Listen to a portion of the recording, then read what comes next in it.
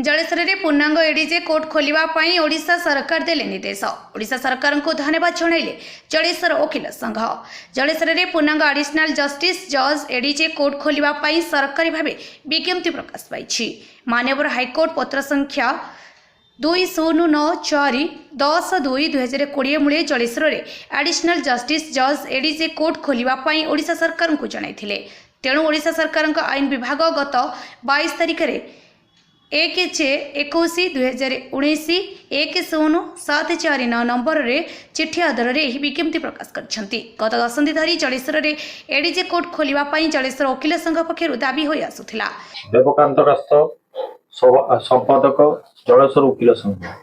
जलेश्वर नुआ करी ADJ court खोलिला बहु लोक तो प्रकृत हे बहुत दिन प्रतिज्ञा थिला कौन कहबे से संपर्क रे। प्रथमे मो माननीय मुख्यमंत्री मोहन चरण माझी को जलेश्वर बार तरफ धन्यवाद अर्पण करुछि। तत्सहित माननीय सांसद प्रताप चंद्र षडंगी को धन्यवाद अर्पण करुछि।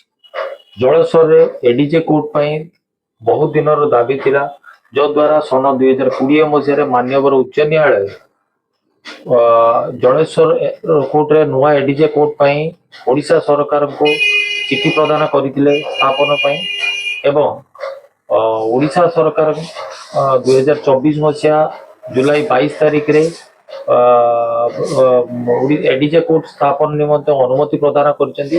जो द्वारा जलेश्वर भोगराई रायगणिया अंचल समस्त महकिल लोक मानकर जलेश्वर रे शीघ्र न्याय प्रदान पाइबे एवं बहुत दूर बालेश्वर जावाक पड़ो ना। समस्त जलेश्वरवासी भोगराईवासी समस्त उपकृत हे से सकाश जलेश्वर वकील संघ तरफ माननीय ओडिशा सरकार और सांसद माननीय प्रताप चंद्र षडंगी को पुणी थर धन्यवाद अर्पण करुछि। यही दाबी को ओडिशा हाइकोर्ट ग्रहण करने सह ओडिशा सरकार को पदक्षेप नेबाकू चिठी लिखिथिबा बेले अर्थ मध्य मंजूर होइथिला। आउ एबे विज्ञप्ति प्रकाश पाइबा परे एडीजे कोर्ट स्वप्न सत हेबाकू जाउछि। 2020 मसीह जलेश्वर में मासर 7 दिन एडीजे सर्किट कोर्ट काम करुथिबा बेले एबे पूर्णांग एडीजे कोर्ट खोलिबा नै विज्ञप्ति प्रकाश पाइबा परे उत्तर बालेश्वर अंचल में आनंद प्रकाश पाइछि।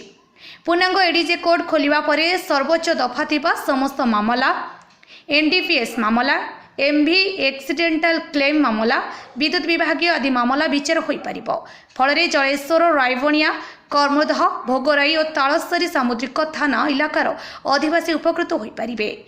आईन विभाग रे विज्ञप्ति प्रकाश पाइबा परे निखिल ओडिशा आईनजीवी संघर साधारण संपादक तथा प्राक्तन वकील संघ सभापति अनिल कुमार परिडा, जलेश्वर वकील संघर सभापति कुंज बिहारी दास, संपादक देवकांत कास्त, उपसभापति विजन कुमार दे, बार सभ्य नंद दुलाल जेना, सविता साहू प्रमुख मान्यवर ओडिशा हाइकोर्ट ओडिशा सरकार आईन विभाग को तथा मान्यवर मुख्यमंत्री और बालेश्वर जिलार सांसद को कृतज्ञता ज्ञापन करछंती।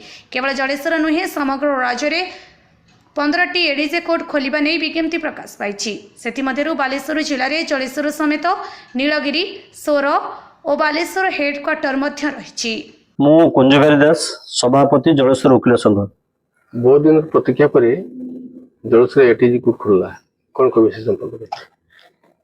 एथि आमे समस्ते बहुत खुशी जे बहुत प्रतीक्षित 2020 मसीह जितेबाला एठारे कोर्ट स्थापित है सेतेबेले जलेश्वर वकील संघर दाबी मुताबक मान्यवर उच्च न्यायालय सेतेबेले एडीजे सर्किट कोर्ट रे आमर एठारे चालू रही तत्परे बारंबार दाबी मुताबक मान्यवर ओडिशा सरकार एवं मान्यवर उच्च न्यायालय एथिरे उभय सहमति रे आमर जलेश्वर गत 22/7/2024 तारीख यह मान्यवर ओडिशा सरकार द्वारा यह मंजूरी स्वीकृति प्राप्त मंजूरी हुई आप नोटिफिकेशन जारी होती।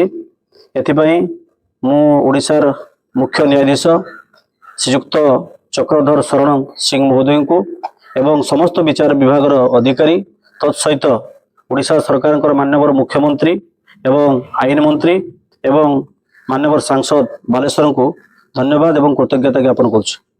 कोर्ट खोलिया द्वारा जलेश्वर अंचल कौन कौन थाना अंचल लोक उपकृत हेबे। कोर्ट खोलिबा द्वारा आमर जलेश्वर एवं भोगराई ब्लॉक उभय ब्लॉक रे थिबा 7टी थाना यथा तलसरी मेराइन भोगराई थाना कमरदा थाना जलस्वर थाना एवं रायबणिया थाना अंचल समस्त लोक माने एथिपई उपकृत हेबे। जलेश्वरରୁ मनोज कुमार भयंकर रिपोर्ट अपराह्न लाइव।